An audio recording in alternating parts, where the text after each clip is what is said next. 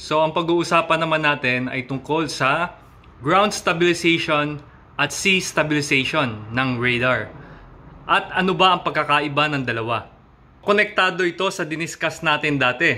Naalala nyo ba yung speed over the ground at saka speed through the water? Course over the ground, course to the water.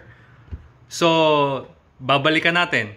Ground stabilize, ang gamit niya dito ay speed over the ground at course over the ground. Pag sea stabilize, ang gamit niya rito ay ang Doppler lag, kundi ang speed through the water.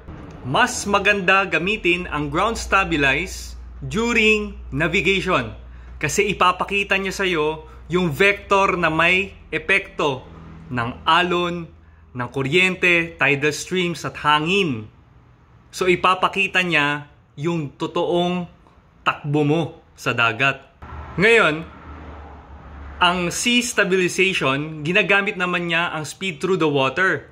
Kung saan naalala nyo, ang speed through the water, wala sa kanya ang epekto ng kuryente at alon at hangin. Wala.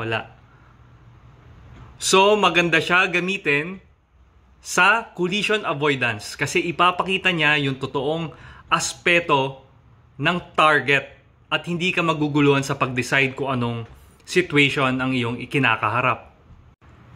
So, ground stabilization during navigation para hindi ka mabahura. Makita mo, mapredict mo ang takbo ng barko, makita mo ang iyong vector ng maayos kung saan ka papunta.